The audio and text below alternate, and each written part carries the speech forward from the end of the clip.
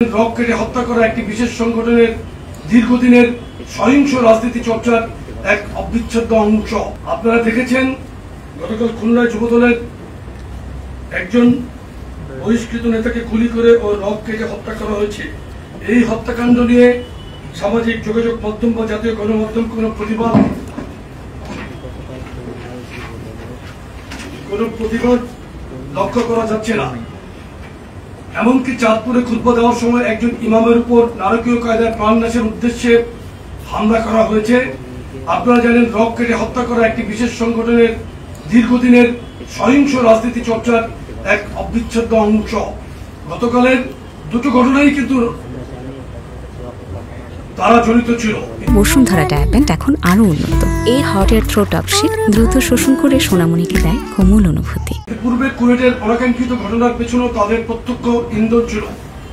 আপনারা দেখেছেন গত সপ্তাহে কুমিল্লায় মব তৈরি করে একই পরিবারের 3 জনকে নৃশংস কায়দায় হত্যা করা হয়েছে। ইতিপূর্বে ঢাকা বিশ্ববিদ্যালয়ের ফজলুল হক মুসলিম হলে তোফাজ্জল নামীয় এক নিরীহ যুবককে এবং পরবর্তীতে ছাত্রদল নেতা সাম্যকে বর্বর কায়দায় হত্যা করা হয়। ইতিপূর্বে প্রাইম এশিয়া বিশ্ববিদ্যালয়ের ছাত্রদল নেতা পারভেজকে প্রকাশ্য দিবালোকে ছুরিকাঘাত করে হত্যা করে বৈষম্য বিরোধী ছাত্র আন্দোলনের নামধারী স্থানীয় সন্ত্রাসীরা। বর্তমানে প্রশাসনিক ব্যর্থতার কারণে দেশের আইন শৃঙ্খলা পরিস্থিতি বিপর্যস্ত। একটি সুযোগ সন্ধানী বিশেষ গোষ্ঠী রাজনৈতিক উদ্দেশ্য প্রণোদিত সিলেক্টিভ প্রতিবাদ করে বিএনপি এবং তার অঙ্গ সহযোগী সংগঠনের বিরুদ্ধে উস্কানিমূলক কর্মকাণ্ড এবং তীব্র কুরুচিপূর্ণ বক্তব্য বিবৃতি দেওয়া শুরু করেছে।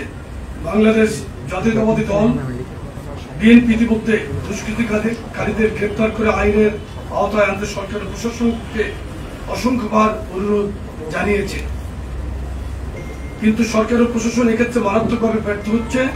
আমরা মনে করি সরকার পরিকল্পনা মাফিক প্রশাসনকে নিষ্ক্রিয় করে রেখেছে যাতে দেশে অরাজক পরিস্থিতি বিদ্যমান থাকে এবং এই অজুহাতে জাতির দীর্ঘ প্রত্যাশিত জাতীয় নির্বাচন বিলম্বিত করা যায়।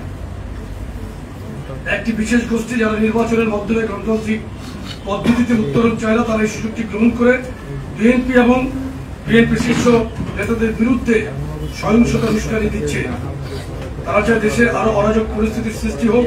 সরকারের একটি অংশ তাদের এই দুরভিসন্ধিমূলক পরিকল্পনার অংশ হয়ে অপরাধ দমনে নিষ্ক্রিয় হয়ে পড়েছে। আইন শৃঙ্খলা পরিস্থিতির উন্নতির জন্য কোনো দৃশ্যমান পদক্ষেপ গ্রহণ করছে না। আমরা বারবার অনুরোধ করার পরও দুষ্কৃতিকারীদের গ্রেপ্তার করা হয়নি। আপনারা জানেন আগেও জাতীয় নির্বাচনে সমর্থন সহ নানা বিষয়ে তরুণদের মাঝে পরিচালিত এক জরিপের ফলাফল গত সপ্তাহে প্রকাশিত হয়েছে। এখানে দেখা গেছে যারা নিজেদেরকে তারুণ্যের একমাত্র স্টেক হোল্ডার হিসেবে দাবি করেন, জরিপে তাদের সেই দাবি বুমেরাং হয়েছে। বরং এদেশের তরুণরা বহু লড়াই ও সংগ্রামের পরীক্ষিত বাংলাদেশপন্থী শক্তি বিএনপিতে তাদের আস্থা ও বিশ্বাস রাখে বলে প্রতিভাত হয়েছে।